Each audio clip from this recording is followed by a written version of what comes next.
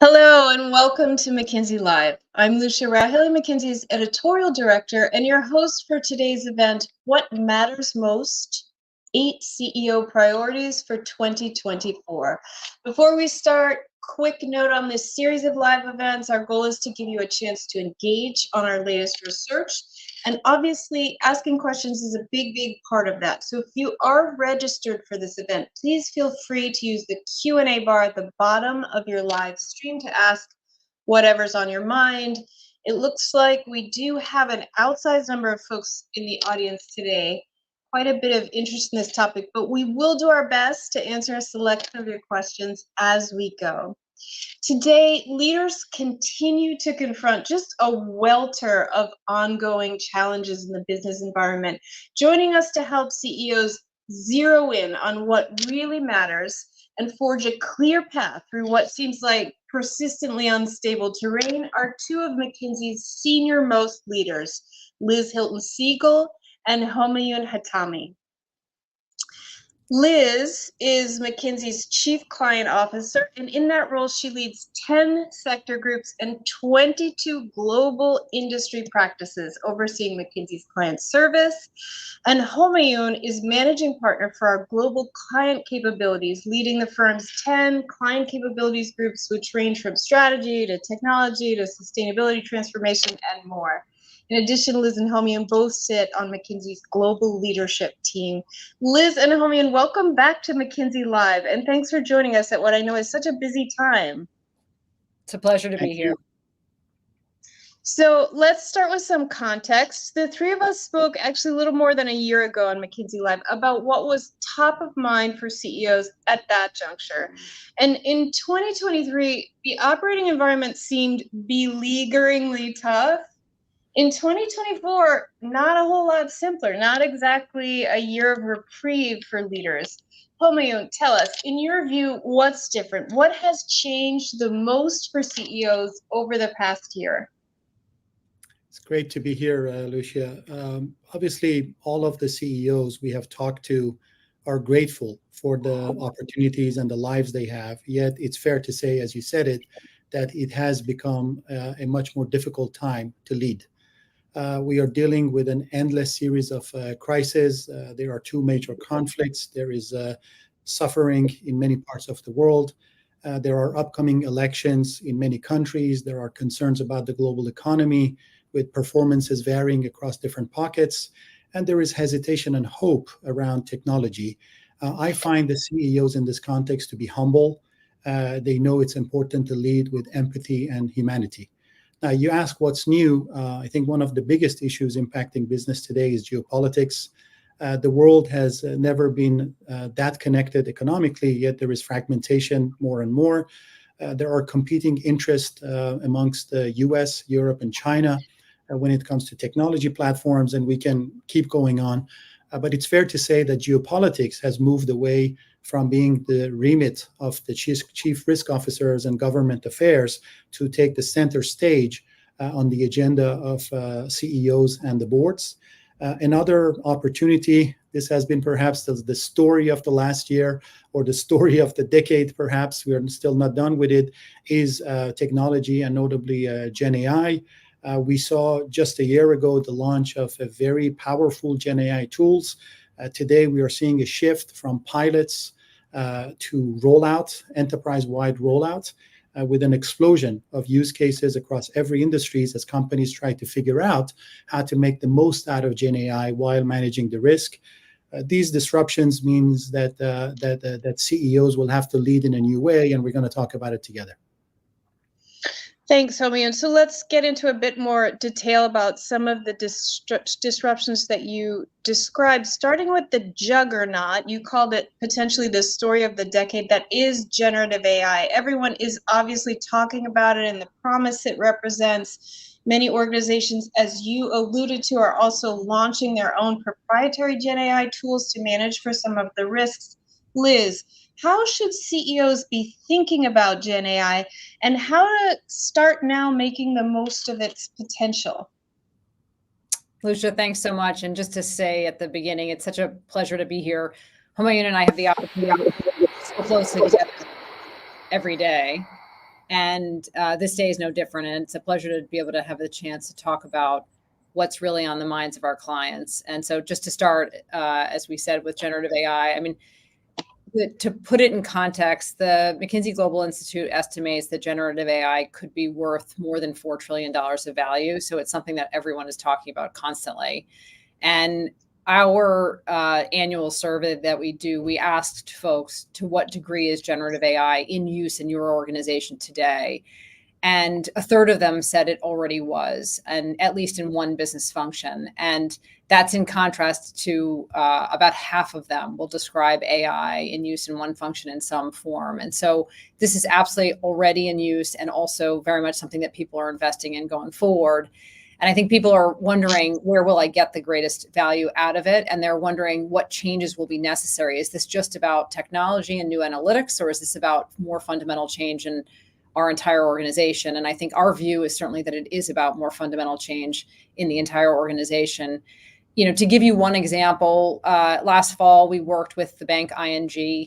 ING has over 30 million customers around the world. They're in 40 countries. And so we just simply started in one country. We started in the Netherlands with them. And we looked at how could they get a customer-facing chatbot working. And in less than 2 months, we had it up and running. They already then had about 20% of their customers seeing a lower wait time and better answer to their questions. And then they were able to take the step to start rolling it out all over the world. And that's just one example from one client situation. But I think that forward piloting and experimentation leading to scaling is exactly what we're seeing all of our clients doing.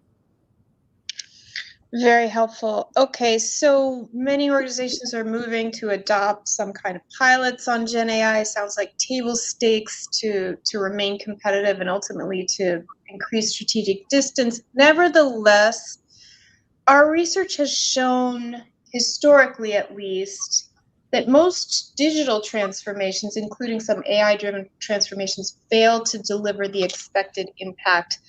Homayoun, speak to this. Why is this? And what can leaders do here to actually realize that impact and drive outperformance? Thank you, Lucia. Despite all the investments, we estimate that companies on average have captured less than a third of the full potential they should expect from their digital transformation. And we are seeing the distance between the leaders and the laggards getting bigger. Leaders are pulling ahead because they are building hard-to-copy capabilities. They know it's not just about tech, it's a lot about change management. They know it's not just about what some CEOs call snackable AI featurettes. It's about transformative AI that will build superpowers for their people and for their company. Let's say, and we talked about this in one of our previous live sessions, but let's just say a company is really good at customer service. Gen AI can lift them to the next level, but Gen AI can also help them capture a lot of efficiencies in other areas that are not their superpower. Now, the compounding effect of Gen AI and digital happen when CEOs rewire their organization. And to do that, we see them do 6 things. First, they adopt a digital roadmap that is business-led, not feature-led. They ensure they have the right talent. Otherwise, they just don't start on that journey. We all know you change people, you don't change organizations. They adopt an operating model that can scale from the get-go. This is not just about the pilot. You have to have the end state rollout and the scaling in mind. They make technology easier for people to use. This is about making the life of employees and colleagues and customers easier. They put experience at the heart of change. They use data, they embed data everywhere, and they focus their leadership and their investments on adoption and enterprise scaling.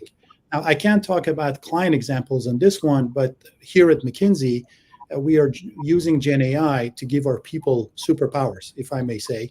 A year ago, we launched Lily. Lily is our own private Gen AI solution. Lily is a researcher, is a time saver, and an inspiration for our colleagues. Relating to this concept of rewiring that I just talked about, I would like to just call out 3 aspects. The first is that the power of Lily comes really from the underlying data, which is the vast knowledge and IP of McKinsey. We have made it integral to the way we work. We are training our colleagues on it, and we are changing our colleagues' behavior. And from day one, we ran it with the idea of full scale adoption. Everybody now has at McKinsey has access to it, and 2/3 of our people use it to their great satisfaction and enjoyment, if I can say. Yeah, we Heart Lily in the publishing group, we're doing a range of experiments, and it's fantastic. Let's pivot now to the other big disruption that Homayoun invoked at the top of this event, and that is geopolitics. Geopolitical tensions have been escalating, as you said, Homayoun, and that introduces significant risk for companies, especially those that are operating internationally. And you also made reference to 2024 as a major election year, not just in the US, where Liz and I are, but globally, folks in more than 70 countries heading to the polls over the next 12 months. Liz, how should CEOs be planning in order to navigate this really intensifying geopolitical uncertainty? Yeah, thanks, Lucia. This is certainly top of mind for anybody who reads the news, whether you're in business or not.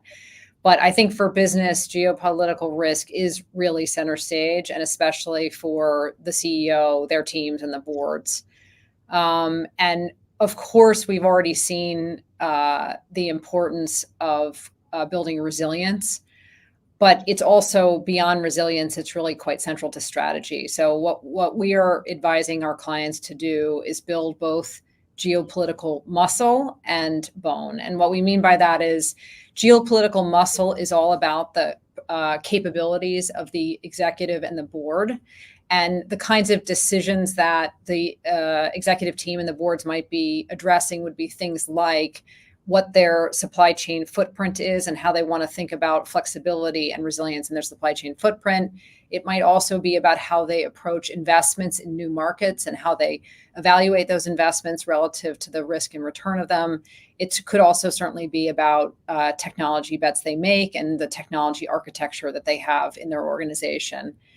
And in terms of bone, what we mean by that is creating a set of processes and systems that allow for geopolitically informed decision-making as the contours of the context, and you mentioned the elections, but as the context of the world changes, and so that there's adaptability. And even if you're someone earlier in your career, or if you're someone working your way through an organization, I can't emphasize enough how important it is to become more knowledgeable and more adept about the implication of geopolitical adjustment on your business and on choices for your business. Thanks, Liz. I want to acknowledge we've had a steady stream of questions coming in. Most recently, some questions on climate and the energy transition. That's clearly vital topic and also good segue to the next slide. Homayoun, last year we talked about the energy transition requiring the biggest reallocation of capital we expect to see in our lifetime. And costs only seem to be rising since that time.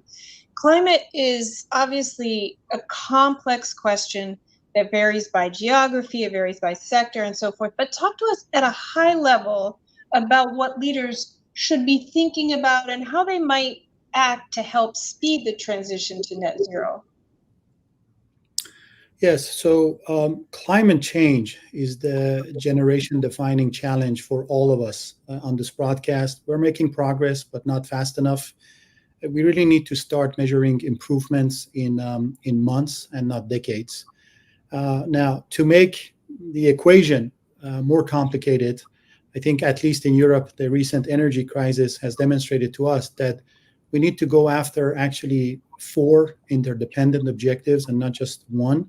We need to reduce the emissions, we need to improve affordability, we need to have energy security, and we need to marry all of that with industrial competitiveness. So what we believe, and this was very clear in COP, is that we have to run 2 energy systems in parallel.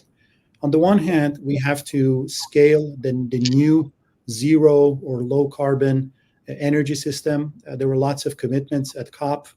Folks committed to triple renewables by 2030, to double the energy efficiency improvement rates, and to establish new standards to enable the global trade in hydrogen.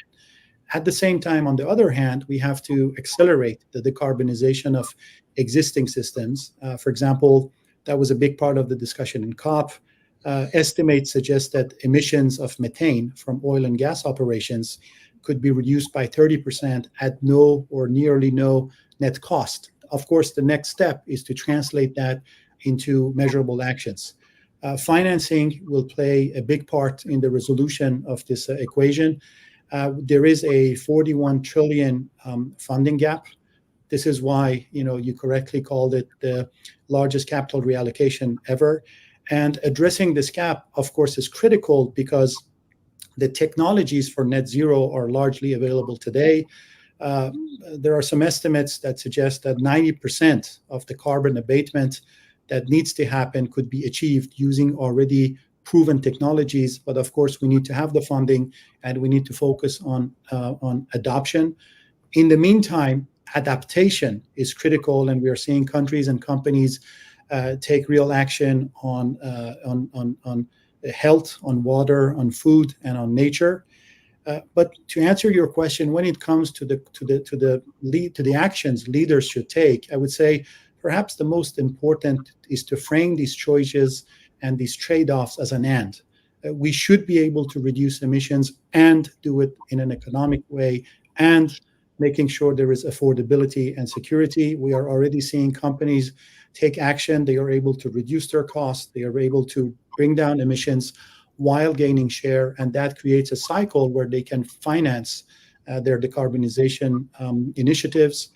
This is because there are lots of opportunities for companies to build new green businesses.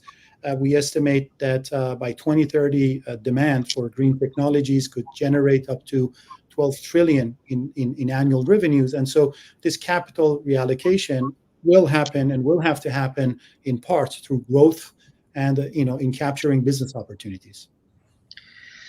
Thanks, Homayoun. That and your allusion to growth is a good segue to the next slide. Liz, let's talk about growth. It's always job number one for CEOs, but frankly, it remains elusive to many, particularly in the recent uncertain years, in macroeconomic uncertainty and so forth.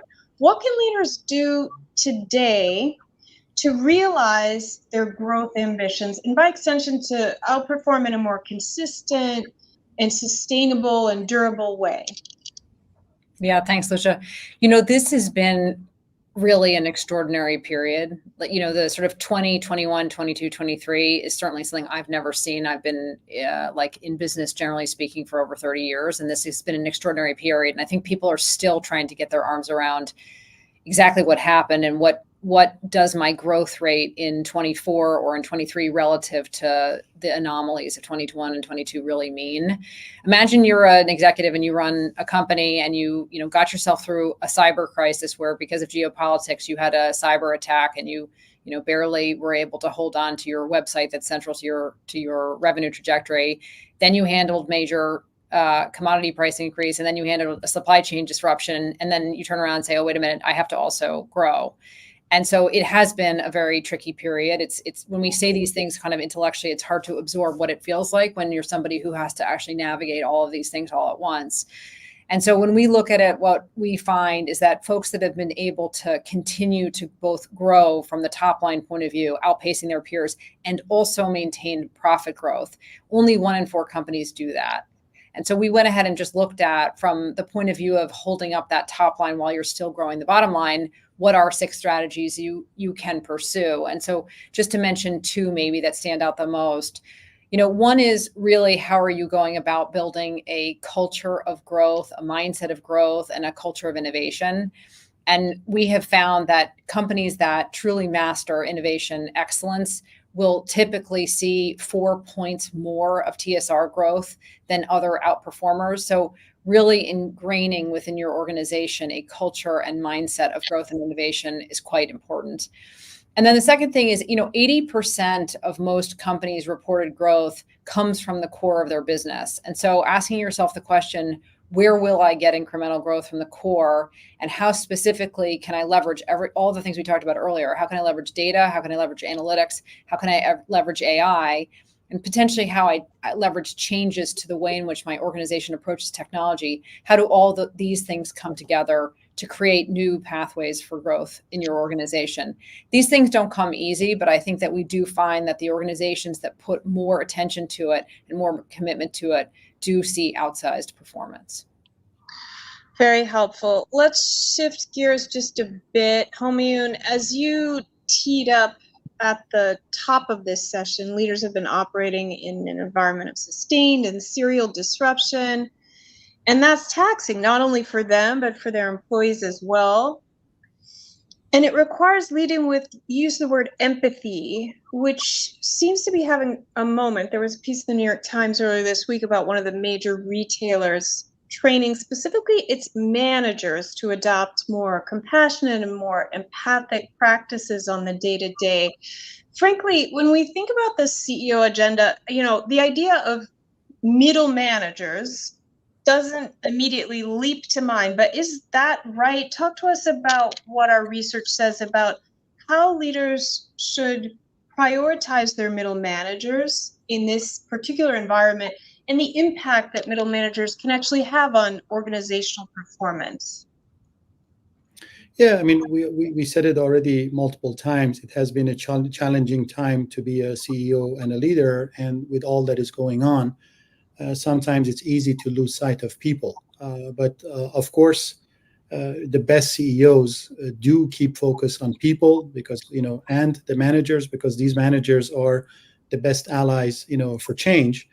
Now, some leaders have been conditioned because this is how, they grew up in the company to believe that if a middle manager is really good at what they do, then they should be promoted to the next level and should become director and VP and all of that. I think the best CEOs we see will do everything in their power to actually keep the best middle managers or managers exactly where they are, and to reward them and to focus them on coaching and connecting people, because that is their single most value add. They try to elevate the role of middle managers by giving them the space and the time to coach and to lead. This is, for example, very important in sales.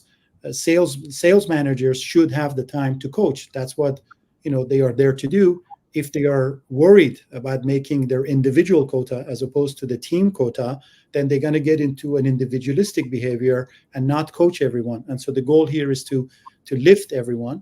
The other thing the CEOs do is they make the managers the customer of change. If I can use these words, for the managers to be your best allies, you have to co-create change with them. You have to co-create, make them embrace the roadmap, the why, the story of change. And this is how you can get the most out of this vital group in an organization. Super helpful. Liz, we also talk about what we call superpowers. I think you even alluded to this earlier in this event, and their role in helping leaders create competitive advantage. Superpower is a big word. It's a positive word. It's a powerful word. Certainly, we would all love to have superpowers. But what are we actually talking about when we use that term in this way and in an organizational context? Thanks, Lucia. So look, Homayoun and I feel very strongly about this. Every company needs to know what is their superpower today. What is uniquely true about their skill set and competencies as an organization that enables them to have competitive advantage? And what or how do those capabilities need to change? Most businesses, most industries are being disrupted in some form today. So whether that is disruption from a digital attacker, whether that is the business becoming more software led, but there is change coming everywhere. And as an organization, if you're not clear on how you're building new muscles to compete differently, odds are you're going to be left behind. And so if you just take examples of this, like if you think of LVMH, the owners of Louis Vuitton as an example, their superpower is all around quality and craftsmanship in the just truly superior products that they have. Or if you think of Disney's theme park business and their commitment to truly unique customer experiences, or folks in the B2B space might know Danaher, which is very much known for the Danaher business system as being very central to how they have created value over time. So companies have a core of how they have historically competed and created value for their shareholders. And the question is should those things shift? And if so, how do they shift? And my point of view is that for any executive team, you should be ready and having a dialogue with your board about how those capabilities might change. And an example that we see quite broadly is if you think of the automotive industry, so the car manufacturers, or if you think of the financial services industry, so our banks and our credit card companies and so forth. These are both industries that really need software as a superpower going forward, because when you look at how competition is occurring, so much more of what drives a consumer buying decision is the way in which they're presenting basically software to the consumer in the form of a consumer experience, whether that's in an electric vehicle or whether that's in a digital experience that you might use to interact with your bank. And so part of the superpower that we're helping them to develop is the software product management capability that's required to compete in a new way. And so naming what superpower you want to have as part of it, but then actually mapping out that journey to go from where you are today to a new future is where all the fun is.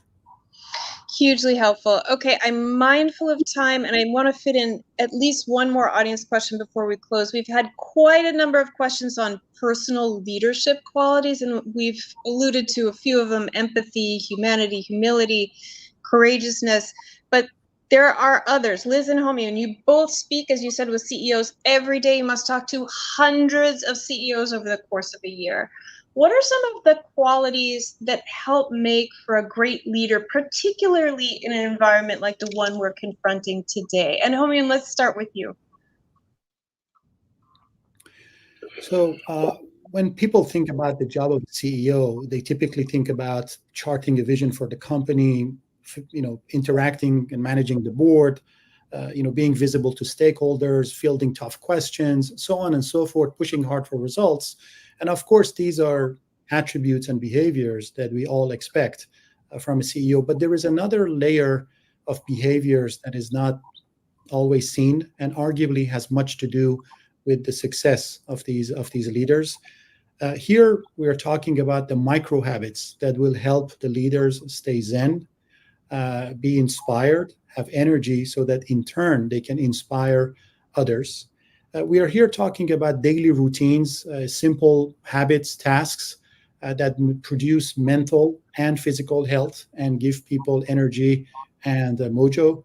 These could be things like holding the line on travel, capping the length of meetings, not checking email after 8 p.m., or picking up the phone and talking to someone instead of thinking about an eloquent prose, on email. It could also be going for a walk instead of doing a one-on-one. I'm sure everybody on this broadcast, will have their own micro habits. But I think what we are seeing with Liz is that as a leader, the best way and perhaps the only way to take good care of your teams, your customers, your stakeholders is to start by taking good care of yourself. Very important. And Liz, what about you? I'll just add in one quick one. I had the opportunity to interview Andy Jassy and just asked him for leadership at the scale of Amazon, whose revenues is like the size of the GDP of Sweden or Thailand and has the employee population, I think, of like Philadelphia or Dallas. So it's just an extraordinary organization in size. What does he look for? And he talked about people leadership, but then he talked about learning. And I think that's appropriate for this conversation. If we think about all the things we talked about today, what they all require is an open mind towards learning and really building new knowledge and new capabilities. So I would leave you with that one, Lucia. Very helpful. That brings us to time. This has been a fantastic discussion, Liz and Homayoun. Thanks again for joining us today. Thank you. As always, many thanks to all of you who are watching with us today. You'll be able to find a replay of this and our previous McKinsey Live sessions at mckinsey.com/live. Stay tuned also for details on our next McKinsey Live session in a few weeks on April 8th. We'll go deeper on this hot topic that is Gen AI and how to unlock its value successfully. See you there. Have a great day or evening and be well.